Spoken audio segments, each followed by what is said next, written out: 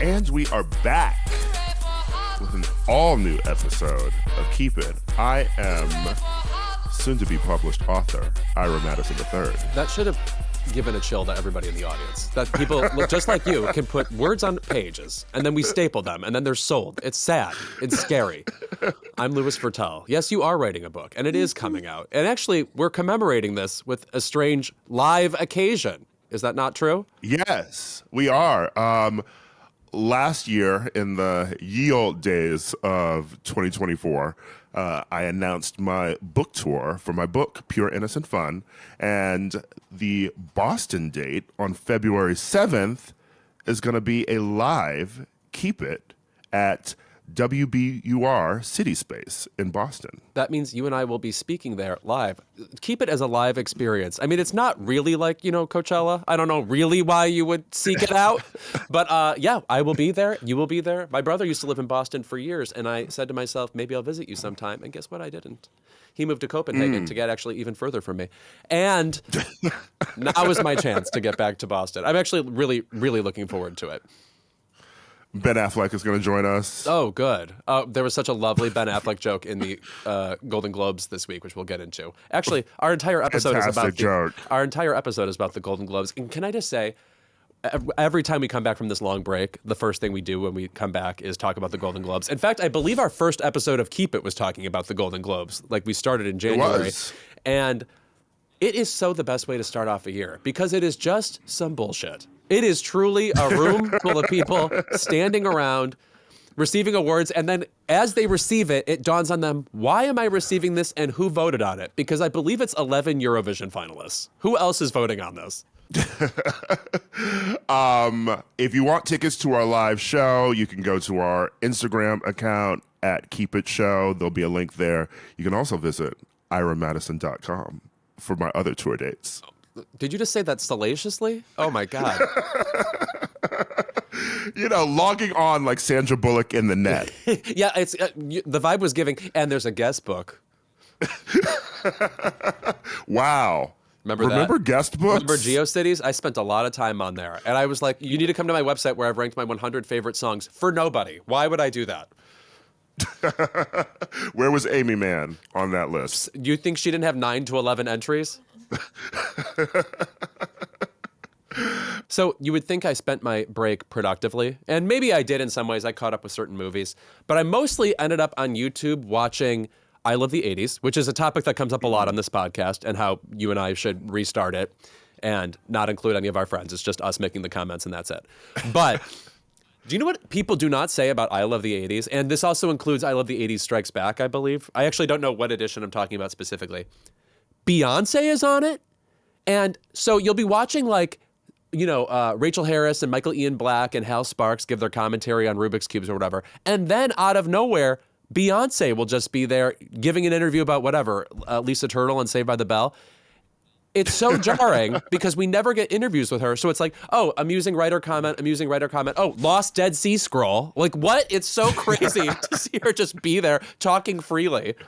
Back when VH1 could actually get people into the studio. Yeah, I believe they had a studio is what was going on there. Yes.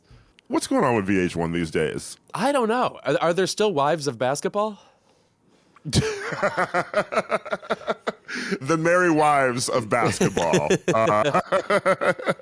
You would think it's they would just update of the Shakespeare play. You would think they would just churn out stuff like that all the time because it's got to be so cheap. Like these writers come in, they do like an hour of spiel, and then they walk on out. It's like that show After Midnight that's on. It's just like the comedians for the night on After Midnight will just be 3 of my friends, like just people who are around.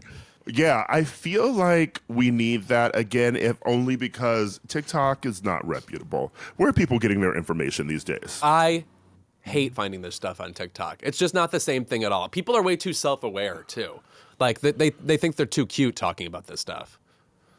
I also have questions about TikTok. I love TikTok. I'm always on it.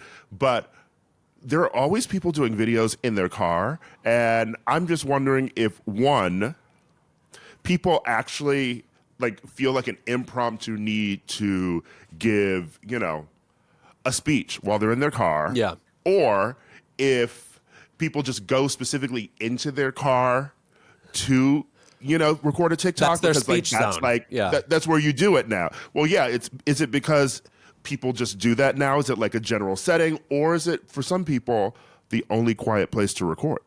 Right. Oh, that could be. That could be. Either way, I'm not sensing authority on behalf of these people, and they probably shouldn't be monologuing at us. But anyway.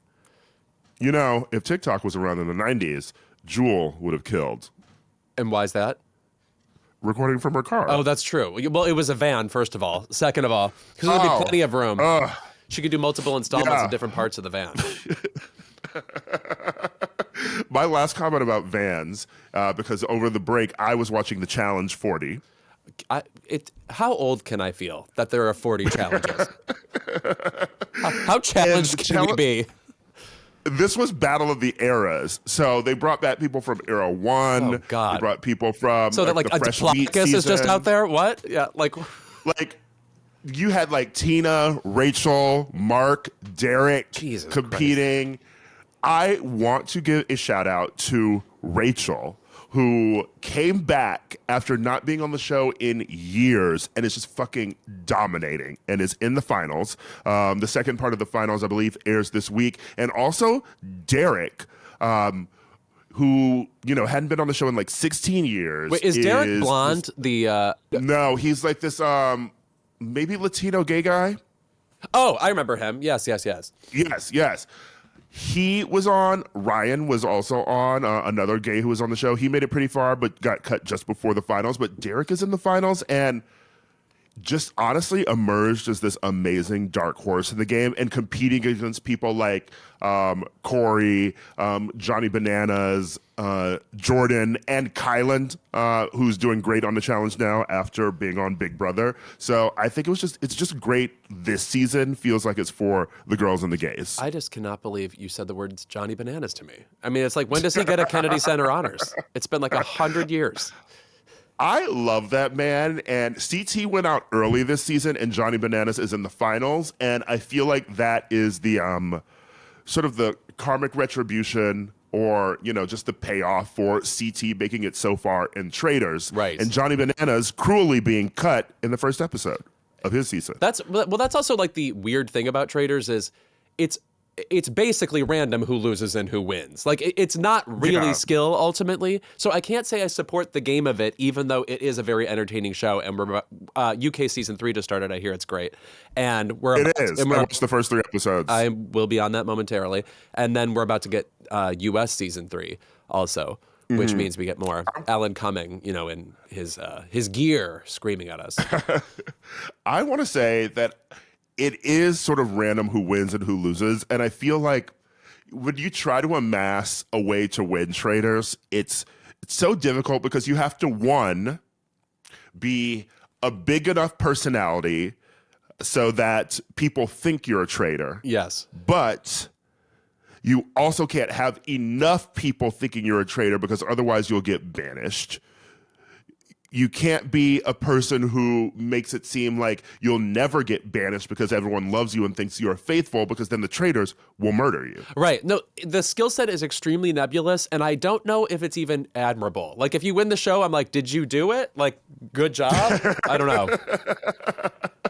know. So really, it's just about the drama that's created while watching the show. Right. It's just chaos. We've now given Trishelle prize money. I mean, it's a strange place.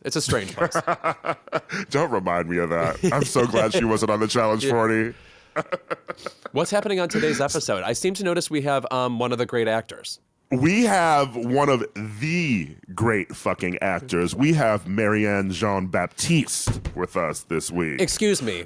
I was there in 1996 when she was up for Secrets and Lies, and Juliette Binoche, whom we also love, keep it guessed, won that Oscar. Marianne was up for Secrets and Lies. She is back with Mike Lee, another Mike Lee movie called Hard Truths, which I feel like is floated under the radar in terms of audience reception, but critics are obsessed with it and her performance in it. This woman is unbelievable in this movie. Ira and I both love it, and I'm so psyched she's here. This woman is so rad.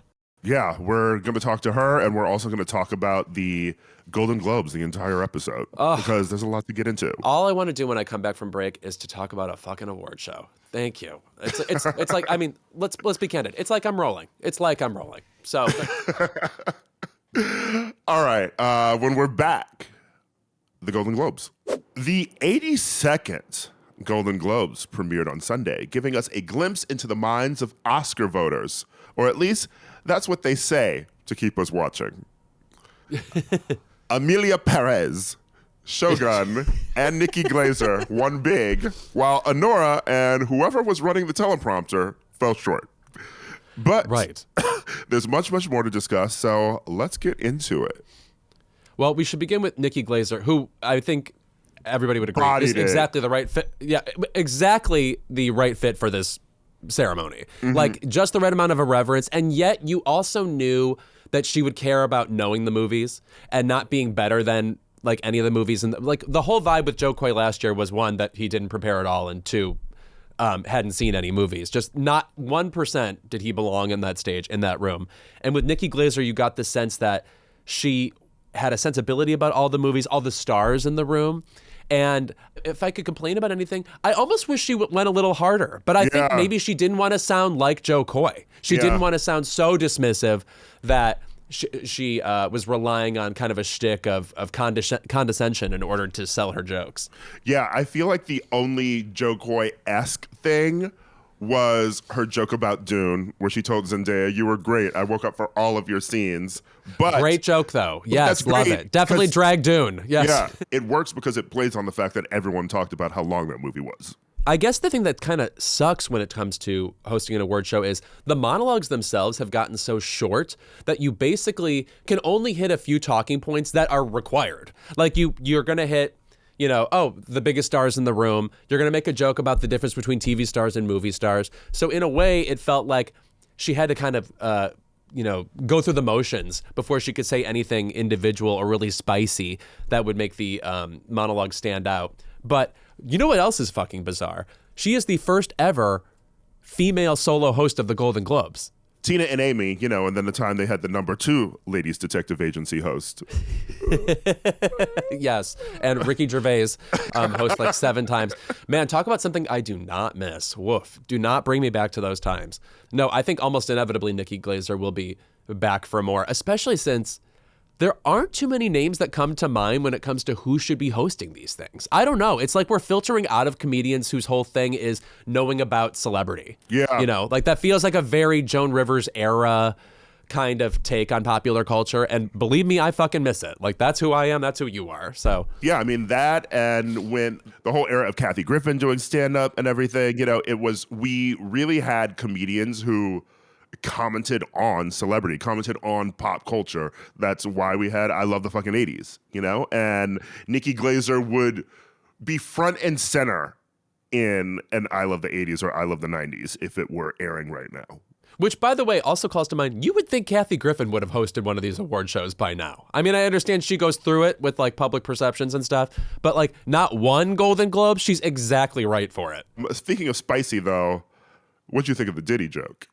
Well, first of all, again, another thing where you knew you were getting a Diddy joke. Yeah. Like, that was the celebrity story of the year. You knew something was going to happen with oil. And I have to say, once she said the word Stanley Tucci, I was like, here comes something with extra virgin olive oil. I know it. I liked it. Yeah. I liked it. What'd you think? The Tucci part made it funny for me. Yeah. Oh, you thought it was a bit crass? I don't think it was crass. I think it was just, it's a weird joke to make, if only because no one in the room is technically a victim of Diddy's. You know, the way like with Harvey Weinstein. It's a Hollywood scandal, but the victims are all, poor people who are like trafficked. Yes. I mean, it was a bit, it was in the style of her kind of roast comedy where it's like, oh, you have to, you recoil for a second before you laugh. Yeah, but no, I fucking loved her. I thought she was fantastic. And honestly, the one bit that I really loved too and wanted more of, when she was doing the popular joke, the mashup of Conclave Just do and the whole Wicked. song. Do the whole song. I wanted it. Because she started doing this thing where she put on a Pope hat and sang Popular in the style of Wicked. And then she cut it short and was on a phone with somebody who was telling her, wait, this bit sucks, which is also a funny way to end a bit.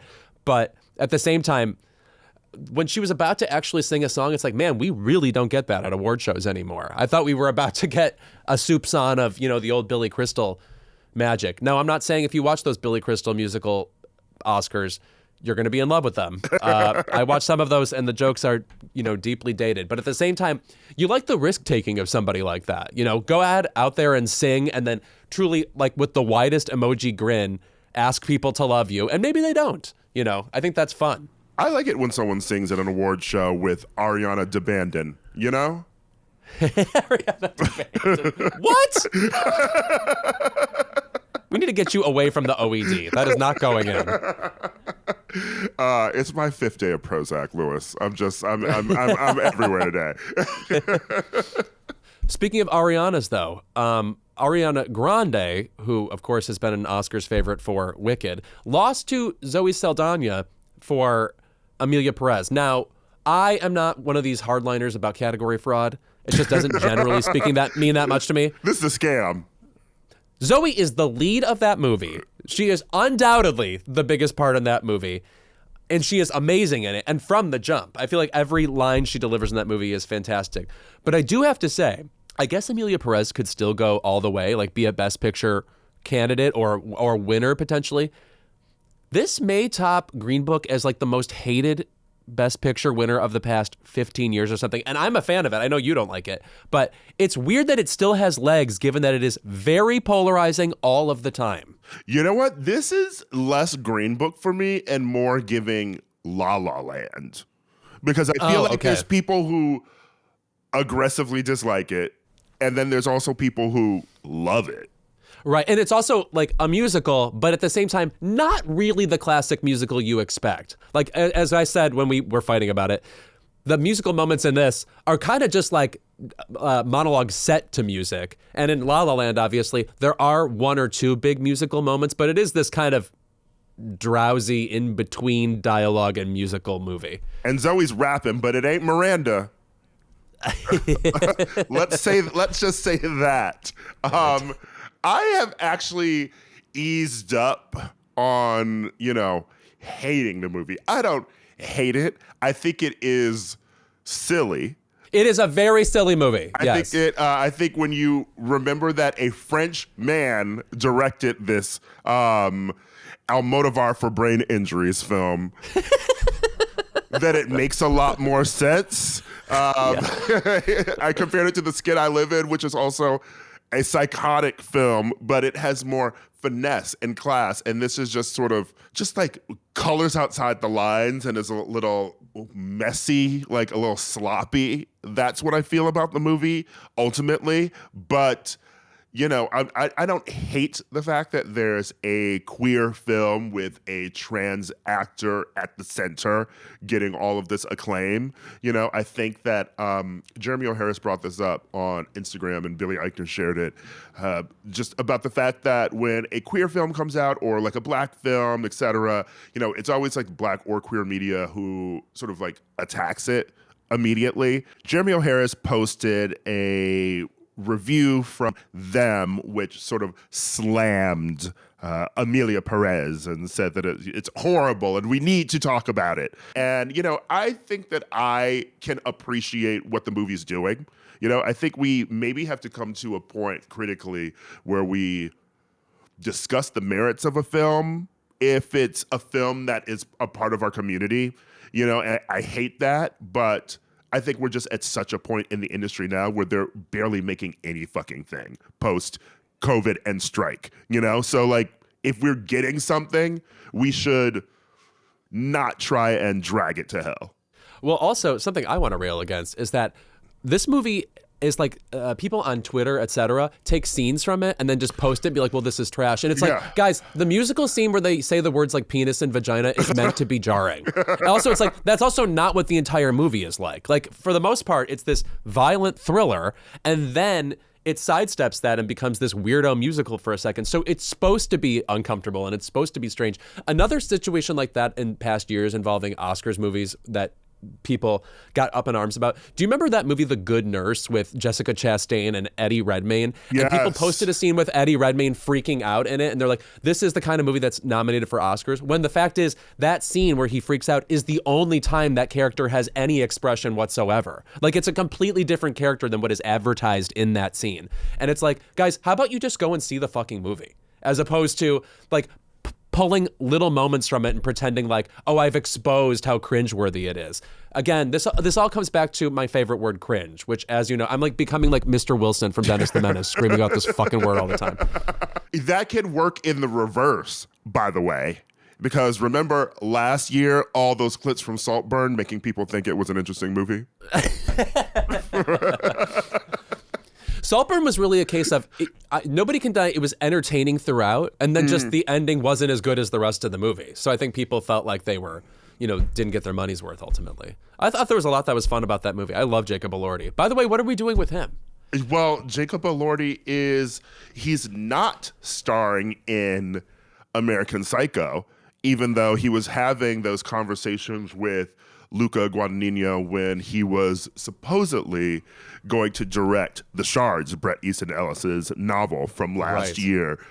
Now Luca has switched to doing American Psycho, and he cast Austin Butler. Which I kind of see more than Jacob Elordi's not giving me Psycho. Also, Austin Butler sort of gives that vibe and that period, if you remember The Carrie Diaries. Oh my God. Wait, he was on that? He was the romantic lead.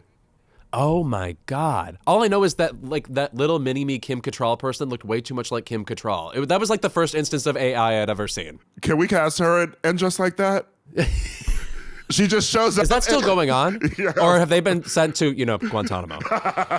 They sent Che Diaz to Guantanamo. But can we please just have that little Kim Cattrall show up, and then Samantha's just like, well, I visited this doctor and he de-aged me. Actually, your impression is too good. It's too good. Thank you. I've been working on it. This show is sponsored by BetterHelp. What do you want your 2025 story to be, Louis? Oh, God. Well, I think it's just going to be one award show after another for me. That's really how I mark a year. If I were to write the song from Rent, Seasons of Love, it would be just about award shows right after another. Culminating, of course, in an amazing American Music Awards. How about you? I'm picturing a very good 2025. I just met a lovely man, and he's taking me to his home in Mandalay. Oh, good luck. Yeah, I hear he has a lovely maid. Okay. Every January brings you 365 blank pages waiting to be filled. In 2025, maybe you're ready for a plot twist, or maybe there's a part of your story you've been wanting to revise. Life isn't about resolutions that fade by February. It's about picking up the pen and becoming the author of your own life. Think of therapy as your editorial partner, helping you write new chapters and create the meaningful story you deserve to live. I definitely should have used therapy to write my book. Should have just recorded everything and just sent it to my editor. I could have told you that in the first place. Why didn't you come to me? Therapy helps you identify problems you didn't even know you have. The gift of articulation, something Maya Angelou would appreciate. And they might be problems that your friends have constantly told you that you have, but you know what? Listening to someone else kind of makes it click. Oh, speaking from personal experience? Maybe so. Moving on.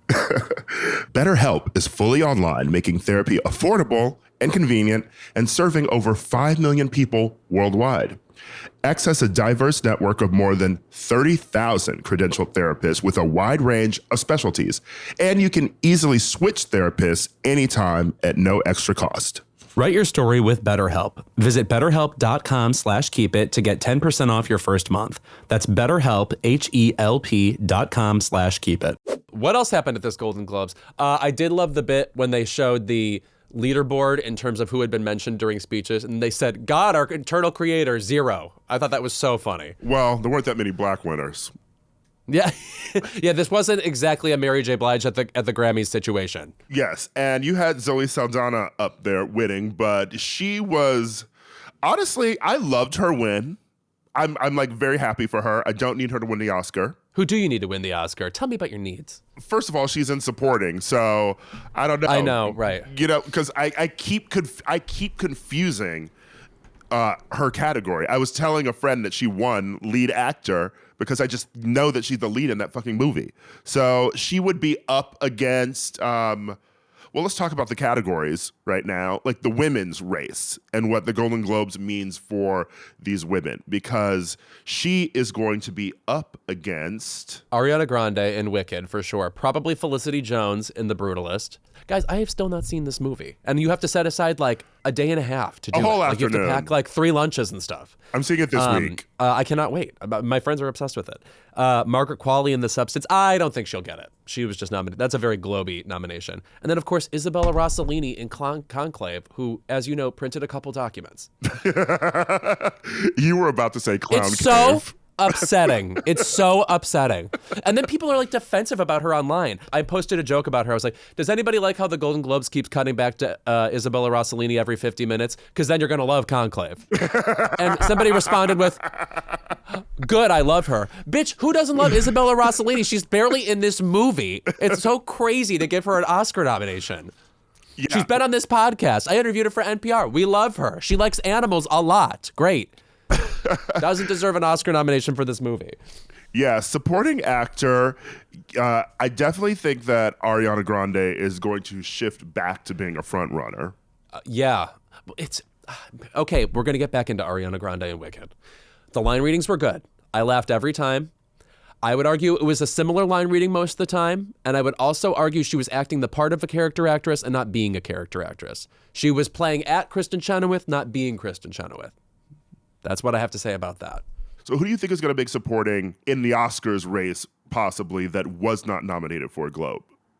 Well, this is utterly wishful thinking. I don't think it's going to happen. I still am holding out hope for fucking Danielle Deadwyler. I mean, it's like I was like put on earth to like represent this woman. I feel like a lawyer or something. I feel like she's so amazing in Piano Lesson, a movie that has not been talked about for even a second. Movie's okay. I mean, I don't love John David Washington's performance in it. Maybe that's what's turning people away. I don't know. I loved Ingenue Ellis Taylor in Nickel Boys. Did you see that? Yes, I did. And I mean, I can't wait to talk to Marianne about her conversation with Ingenue for The Wrap. They did sort of an actors on actors conversation, and it was gorgeous. Well, Ingenue is this talent freak. She can do anything. Her roles have nothing to do with each other. She's amazing in that movie. I was shocked that was her, to be honest. It doesn't remind me of Origin at all. It doesn't remind me of King Richard at all. Would love a nomination for her, but, you know, it is the Oscars. Yeah, right. I'm feeling a bit dire about the Oscar nominations. I feel like it's just the movies that have stuck around in quote unquote in the conversation, and like the critical darlings are going away. To continue with actresses then, you know, the Golden Globes divide the categories into drama and then also musical or comedy. I'm not sure who is actually going to end up with an Oscar nomination, but Demi Moore, who won for Best Performance in a Musical or Comedy, I think she sort of clinched her Oscar nomination with this win. Well, also, first of all, if anybody ever looked like a winner in awards history, it was Demi Moore, dressed absolutely like a statuette. And if you ever read the blog Tom and Lorenzo, they'll tell you if you want an Oscar, you have to dress like one. And her speech was absolutely flawless. And do you know what was great about the speech she gave? It was planned to the nth. The idea that you're supposed to get up there and be extemporaneous or, you know, not know what you're going to say or stumble into what you're going to say. She had every word of that planned, and it was great for that reason. I really recommend people take Demi Moore's hint and just not waste people's time. It was such a great speech. And I think people now want to see even more of that speech. So it feels like she is a shoo-in to get an Oscar nomination. I will say, when I watched that movie, and I like that movie less than other people do, to me it was not screaming out for awards attention in the acting, even though they both do a good job, Margaret Qualley and Demi Moore. One I will say about that movie, what I like about it is it's like a fairy tale, but the original version of the fairy tale. Like, you know how I'm just making this up. If you look up Cinderella, it's like, oh, in the original version, she got her hands chopped off or whatever. Like, it's like dark secretly. That's what this movie feels like. It's the sisters dance to death, actually. Yes, precisely. In hot metal shoes. Yes, precisely. So it's a cool movie on that front. And also, it is an unusual movie in the Oscars conversation, and I have to embrace those conversational moments. Yeah, I mean, also, if you have not read Demi Moore's memoir, we talked about it on the show. It is fantastic. I just love her. She is just prepared for this moment. She seems very like, you know what? At this moment, it's me, and I'm going to make it happen, and here come amazing speeches. Yeah, well, also in her category, the rest of the nominees, I do not think we'll see Amy Adams nominated for an Oscar for Night Bitch. It's just a movie that doesn't work, unfortunately. They had this high concept of like layering on this feral quality to the repression that happens when you're raising a kid, and it just doesn't work. And I think she's the wrong actress to sort of act that out. I watched it last week, and honestly, I respected more the concept of what you give up when you're an artist. I wish it would have dug into that a bit more, but my main problem with it was, one, her grad school artist friends seem like assholes and like parodies of artists, so I wasn't really sure what world she wanted to get back to. And then at the end, when, you know, she was inspired by, her Night Bitch era to create art, part of me was like, well, maybe you weren't an artist because you didn't have anything to say. Yeah, no, like if this is now what it took to make that art, and also that's so hard. Like when an artist has to produce something in order to like fulfill the needs of the narrative, because now we're sitting as the audience judging the art and we're like, oh, well, that's fucking mediocre. It's all about that. Mm-hmm. Unlike Big Eyes. Oh my God, she's done this before. Right, you know? Yeah. That she played a better artist. Yes, that's true. Though that movie ending, and I guess it's taken from real life, with Christoph Waltz in that courtroom, running up to the witness stand and then questioning himself. I mean, it was giving Faulty Towers or something. I had never seen any sort of, they were just running around over there. I'm also remembering this incorrectly or whatever, but I believe there was a joke back in the day when that movie came out that Cola Scola had written. Yes. Something about like, you painting them big eyes? Yeah, the joke is, I'm sorry, my friends quote this all the time. It comes up all the time.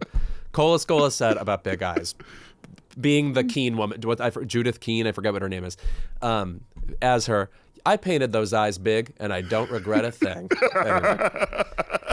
Very funny.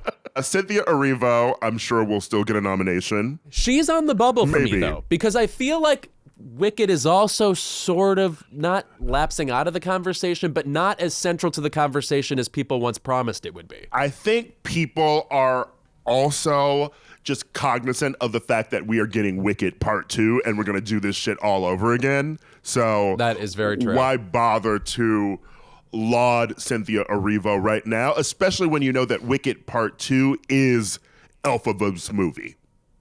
Right. And more emotionally searing, really. Yeah. You know. I hope Carla Sofia does not drop out, but I could see it happening. That was very smart of the director to let Carla Sofia Gascon give the speech when Amelia Perez won the musical or comedy Golden Globe, because we hadn't heard from her. And actually throughout the ceremony, she had kind of like an unreadable grimace on her face. I didn't know what was going on there. And then she gave this appreciative, very cool speech. So it really, it was a nice sort of narrative arc for her over the evening. It was nice to give her something to say, nice to put her front and center too, and remind people that if they are planning to award Amelia Perez for the Oscars, which is your choice, Oscar voters, then they should not forget the trans woman at the center of it. Yes. Speaking of people dropping out of the conversation, I'm very sad for Mikey Madison. Like, what's going on here? Yes, because once upon a time, because we were all about this performance, and she definitely dominates that movie. Like, the second that character comes on the screen, you're like, this is her movie. It's called Honora for a reason. Very amusing, emotional, rough. Just, it's a complicated role. It's also, she just dominates every frame she's in. I can't imagine any other actress playing the part, which I don't know if I can say that about. Like, I feel like I could see other people play Demi's role in The Substance, whereas Honora is purely Mikey Madison. Yeah, I don't see Zendaya getting a nomination for Challengers. I guess we have to just hope for the score situation with that movie, even though I believe, yes, I had heard that Trent Reznor and Atticus Ross, they're putting forth the Challengers soundtrack, not the queer soundtrack, which also has some interesting music on it. Yeah. Honestly, the music I enjoyed better than the film. Well, some of the needle drops in that movie are like, girl, what? I'm sorry, when they meet, and this is a movie that takes place in the 1950s, and Come As You Are by Nirvana plays, I had friends be like, oh, I like that choice. Bitch, why? It makes no sense. You just like any old song because you like that song? They played Jeremy by Pearl Jam. They play Espresso. Would you love that? Would you love that? Oh, we are pigs. And so then the actress race was a shock. Fernanda Torres won for I'm Still Here, which I still need to see. Me too. I feel bad about that. Let me just say this about Fernanda Torres. So this was mentioned during the ceremony. The last time a Brazilian actress was nominated for this award, it was her own mother, Fernanda Montenegro, who still with us. I believe she's the oldest living Best Actress nominee. Take that, Joanne Woodward. And she's also in this movie, I'm Still Here. I'm so psyched to see this, especially because, so my friend Jan, who's Brazilian, I've never met a person more determined to prove that stereotypes about Brazil are true. He's like, look at this footage of people in Brazil celebrating when Fernanda Torres won the Golden Globe. Girl, people are like waving hankies out a window and shit. They were obsessed. Too bad the Golden Globes didn't happen during New Year's when all the gays were there. Yeah, right. Oh, no kidding. Really would have got up for Fernanda. I'm excited for her getting into the race conversation, although someone pointed out that the majority of Golden Globe voters are Brazilian. Right. It does feel a bit. Well, it's like Isabelle Huppert won that award a couple years ago, and obviously she is clearly a genius and was amazing in Elle, but she was never even really considered a factor for the win here that year. She lost to Emma Stone in La La Land, you know? So, and also let's just say, I don't think the Golden Globes have ever had less relevance. Just who is real, like things like the SAGs and the Critics' Choice Awards have taken the place of what we once thought the Golden Globes were. Shout out to Pamela Anderson for The Last Showgirl, which I have not seen yet, but I just love seeing her everywhere. Okay. I love her, and I love her in interviews. Don't think she'll get the Oscar nomination. Absolutely not. Angelina Jolie and Nicole Kidman are icons who we love, but both of them, I feel like I'm on the fence for whether or not they'll get nominated. I think that they're both amazing in two movies that I didn't particularly love. Well, that's interesting. I want to get into that for a second. First of all, there's Maria, which a genre of movie I like, which is, as you know, 2-hour De Beers commercial. And she's just wandering into frame, like blowing kisses at us and then walking on. But yeah, I'm kind of ready for her to exit this conversation. I think she's good in the movie, but the movie isn't good enough to sort of fit in that category. Nicole, meanwhile, I think is amazing and should be nominated. I just think that movie, and I think we've discussed this before, is too traditionally an affair movie. It's like it can't figure out what to do with itself once the jig is up. Yeah. Adrian Lin, where are you? Yeah. And the patron saint of Keep It. We love this man. I think that Tilda Swinton, another movie that I haven't seen, but I'm seeing it Friday. The Room Next Door. Yes, I'm having a Almodovar afternoon date with my friend Juan, who's been on the show before. We are going to see The Room Next Door. Finally, it's playing at the Angelica. I've been waiting for this fucking movie to be playing forever. And I'm excited to see it, mostly because the reactions to it have been very divided. People have either loved it or they've been like, this is one of Pedro's worst films ever. Well, I mean, it's a Tilda Swinton, Julianne Moore, Pedro Almodovar movie. I think it was hardly going to be like, oh, what an easy swallow this one was. You know, like, oh, the difficult choices people of all time. Now, what do you think about Miss Kate Winslet being nominated for Lee? That is one of the worst fucking movies I've ever seen her in, Lee. That's my middle name. Yes. She plays a photographer, and it's like an interesting story. Like this woman was like got a picture in like Hitler's bathroom or something, and she staged it, and she got in the bath. Anyway, though, it feels like they were just recreating like Wikipedia paragraphs and turning it into one chronological movie. And at the end, the gimmick, you find out where she's talking to her son, and it turned out she's been dead for years and they never had a relationship. I wanted to throw like heavy machinery at the TV. Andy Samberg, though. Oh, yes. He got to be prestigious in a film, which I've never seen done before. That's always fun when our SNL people turn up in something serious. Like, remember when Tina Fey did Whiskey Tango Foxtrot? Right. No, do you know what I just thought of? When Nick Kroll is in the movie Loving? What the fuck? He pops up in the weirdest shit.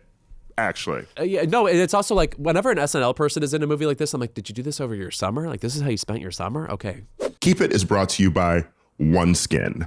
As we kick off the new year, I wanted to share a little secret. Over the past few years, I've actually stopped setting these grand resolutions. Instead, I've made it a habit to do something good for my health every day, and that includes using OneSkin. Only OneSkin has the OS1 peptide, the first ingredient to target cellular senescence, a root cause of aging responsible for lines, wrinkles, and crepey skin. With OneSkin's groundbreaking approach, you're not just helping your skin look and feel younger and healthier on the surface, you're helping it behave better at the cellular level. So you'll see improvements now and in the future. Remember, it's the small habits that add up to big changes. So whether you're looking for a scientifically proven cleanser, moisturizer, sunscreen, or whole new routine, we love the complete skin longevity regimen here. OneSkin can seriously transform your skin. Give it 12 weeks and see for yourself. Make 2025 the year you invest in habits that keep your skin healthier and help you look your best. Use code KEEPIT for an exclusive 15% off at oneskin.co.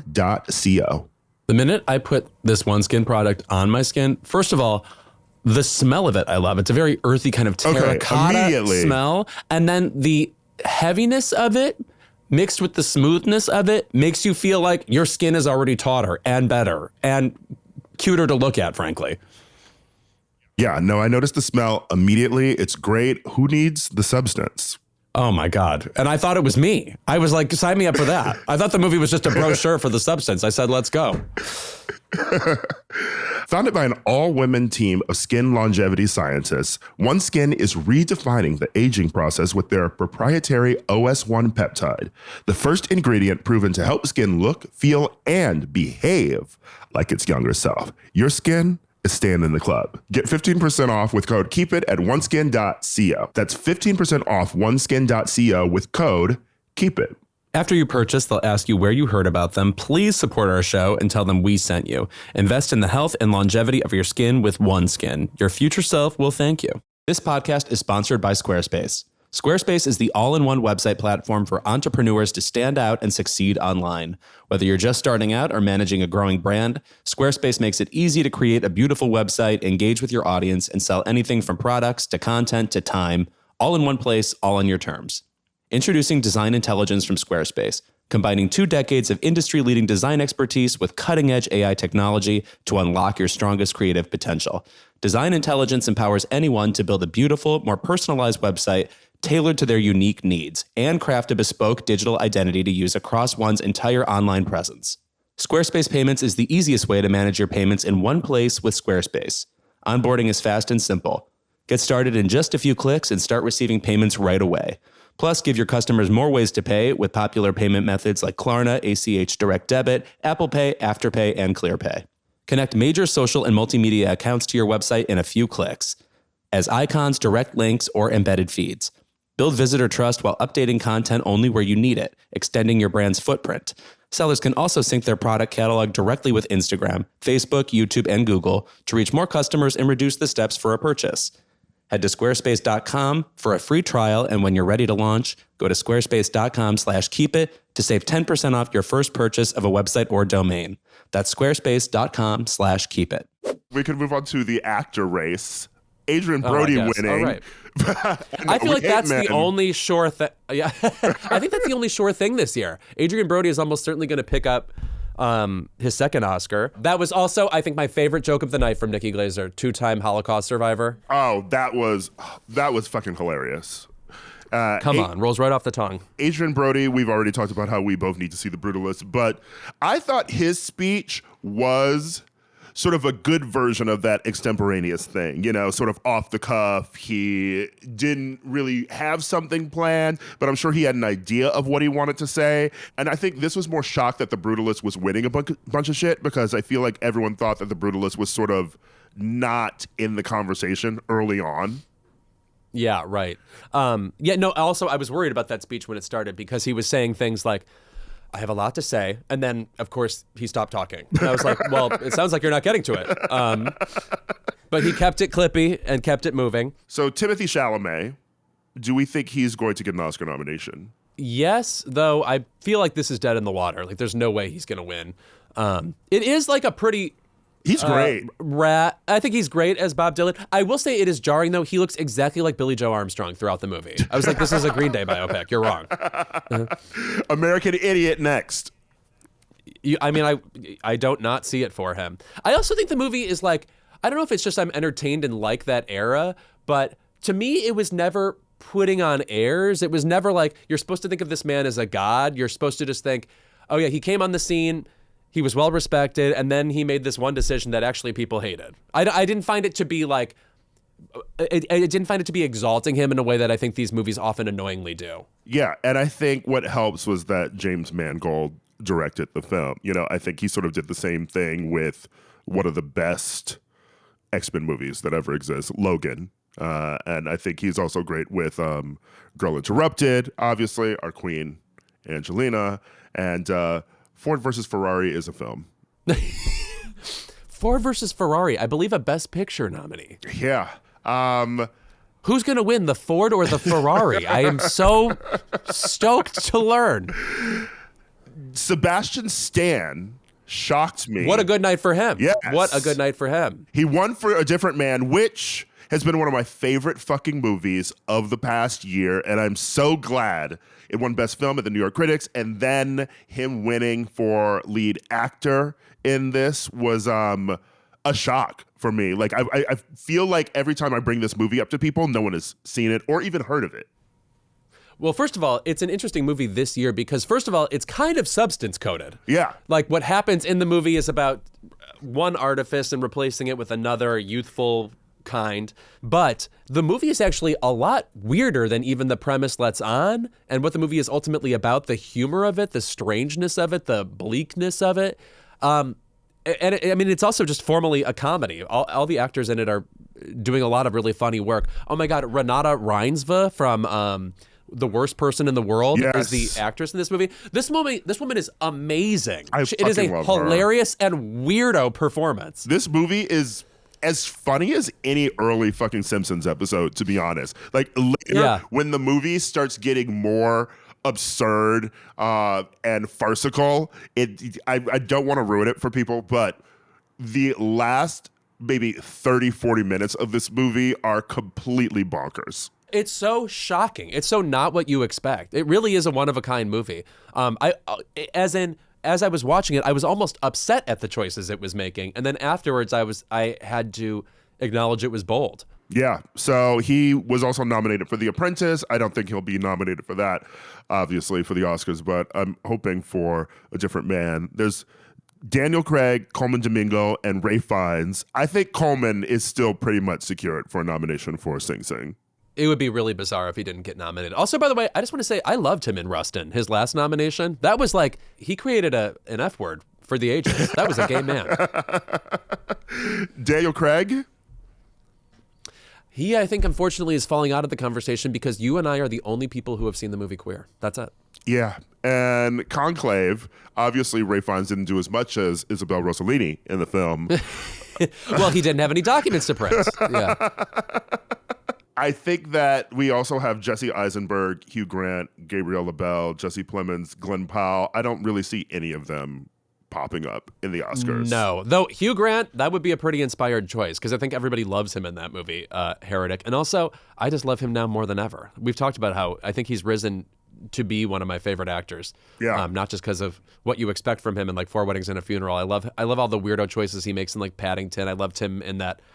We were talking with Kat Cohen about a very British Scandal. That was such a good show too. Kieran Culkin was so steamrolling fucking good to victory in A Real Pain too. I love that movie. Actually, it's so funny and it's so uncomfortable to watch, but it's really funny. And on a second watch, I watched it again. It was a lot easier to sort of take. I think it's a movie that you sort of don't know where it's going when you're watching it, and you're afraid that it's maybe going to drive off the cliff. But once you know that, you're in good hands with Jesse Eisenberg and you've seen it, it's a great rewatch. Kieran Culkin is really good in it. If you haven't seen this movie, it's about these cousins reuniting, and they go on this tour of the Holocaust, basically. And Kieran Culkin plays somebody who is abrasive and strange and makes uncomfortable social choices, but at the same time, people are endeared to him. And this really vexes Jesse Eisenberg, who is a more quote-unquote normally behaved person.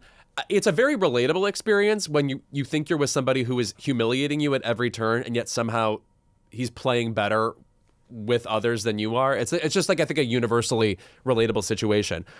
I've heard people say it's a little too close to his character in Succession, that like, why is he like steamrolling to victory? But I think it's actually a pretty heavy responsibility. He makes the whole movie occur. He makes the action of the movie believable and the tension of the movie believable. And if anything, the problem is he is the clear lead of this movie, and this is another example of category fraud. But yeah, it's a scam. Also, I don't see him as his character from Succession at all. I see him as he's much more human and relatable in A Real Pain, to be honest. Yeah. Honestly, the problem with A Real Pain, and we had Jennifer Grey here, we loved her in the movie, great performance, is the title A Real Pain. Because you realize, oh, he's a real pain, and also he has a real pain. I'm falling on a sword. But then it's funny when you discover that it's water on the knee. Operation, yes. And lastly, I need my daddy, Denzel Washington, to still get nominated. Again, my problem with that performance is he's the only very interesting part of that movie to me, and I think he could have been even daffier. He could have been running more bathhouses and stuff. I wanted to see him really getting into it. I rewatched the film, and I enjoyed it less this time. It really is Denzel's movie. I was actually more annoyed that there's moments where he's like, when he's laughing and doing jokes and interacting with people, you cut right to a next scene so quickly. I wish you lived in some of the scenes more in Gladiator, which is hard to say. Nothing about that movie was you're living there. Right. Everything was chop, chop, chop. You're exactly right. Yes. And it's weird to say about a movie that's so fucking long, but it really is just like, here we go, next plot point. Yeah, right, precisely. Do we think that anything in the best director conversation is going to change from the Globes? Obviously, Brady Corbett won for The Brutalist. By the way, I love Brady Corbett. I loved his speech. I love him from his acting days too. If you have not seen Mysterious Skin, watch that movie. I completely forget that he's in that movie. That was one of my formative queer viewing experiences. Mysterious Skin stars Joseph Gordon-Levitt. I think we talked about this with Joseph Gordon-Levitt when he was on the show. Great queer film from the 2000s, very low budget. It's a harrowing movie. It's a movie about trauma too. But Brady Corbett is excellent in that movie.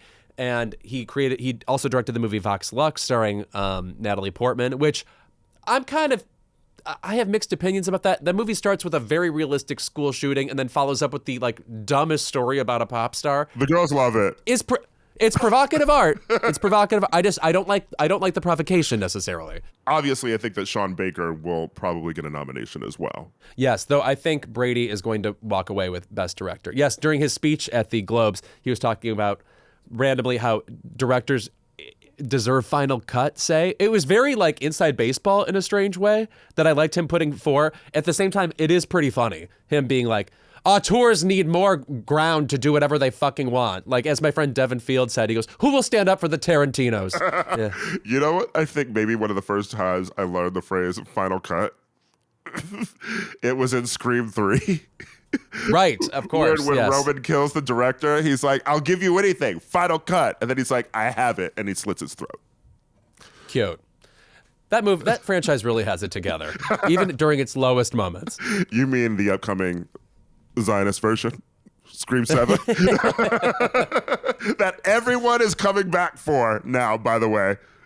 Courtney Cox has signed on for it. Nev has signed on for it. They just said, well, you've all forgot about that girl, right? That is such a strange situation. Anyway. Lastly, I will just say that obviously I think that there'll be more to come for Wicked once Wicked Part 2 comes out. But man, it was LOL seeing Wicked win box office achievement presented by Vin Diesel. Oh my God, who looked like Winnie the Pooh for Armani, baby. Him coming out and addressing The Rock, what the fuck was that choice about? Like they have a feud or something? So weird. And also, John Chu having to give that speech was sort of confused, because I think it's a very confusing award. It's like, wow, you did a commercial thing and we're turning this into an award. Very the Billboard Music Awards. He was amped. I mean, listen, it sounded like he'd been partying at the Ozdust Ballroom, and I love John Chu. He's been on this show. I adore that man, but it was very much giving, I have to get this speech out because I'm never going to be on this stage again. Right. Because Wicked, I don't think mission is going to accomplished. get any sort of other nominations besides Ariana and some technical ones, and song, obviously. Yeah, I feel like Cynthia's not getting in the way like Margot Robbie didn't get in for Barbie. Yeah. You know, just ultimately the thing people will reward about it is something else. Yeah. Actually, not song, because there's no original song in this one, but there are, I believe, 2 new original songs in Wicked Part 2. So once again, there's nominations to come for Wicked next year. I would love for that category to matter again, so that'll be exciting. I think my parting thought on the Globes is last night I watched Viola Davis's Cecil B. DeMille Awards speech, and I am pissed that it was not in the ceremony. Well, first of all, she's like the speech team captain of all time. She Can we shows get a up book and you're like, well, of all her she's speeches? like put your monologue from Our Town away, because she is gonna fucking clock your ass. She'll do the whole August Wilson songbook, the whole 10-play cycle. She's given good fucking speeches, but this one was really theatrical. And maybe it's because it wasn't for the ceremony, actually, is why she leaned in so much, because it's 16 minutes. And, Hell yeah. Yeah. And, Come on, Greer Garson, get up there. And Yeah. when she gives this just speech, she talks about how, you know, life is like an old fat man who's dropping gold coins on people who don't deserve it, and he's falling over on people indiscriminately, and talking about how she grew up in poverty, seeing rats, and they didn't have a toilet that flushed, and she wet the bed, and she was weird, and people didn't call her pretty, and then that leads into taking roles for money and meeting her husband and finding like the magic in acting. I was just like, God damn. Like, she would win an Oscar for that speech if it were in a movie. Yeah, right. No, she is one of a kind. I mean, like, she's a frightening Yale grad, and just, you put her in anything and she's so game 100%. I kind of am ready for her to do like a really hard comedy, because I think she also, as much as she is like serious speech team woman, I think she also loves like, oh, you want me to fucking lay you out? Like she'll like read a bitch to filth. We love to laugh, child. Yeah. We love a good laugh. But honestly, this was also the last time I sort of want to hear the joke about how they said you're going to be the next Meryl, because that's in every speech. I feel like it's the runner. Can we just put them in a fucking comedy together? Give us fucking, but I want, you know, I have mixed thoughts about the overall movie, mostly Roseanne's performance in it, but if we could get She-Devil Meryl and Viola. I chemically cannot watch Only Murders in the Building, but it sounds like Meryl is giving that kind of performance on that show, so I think this is available to us.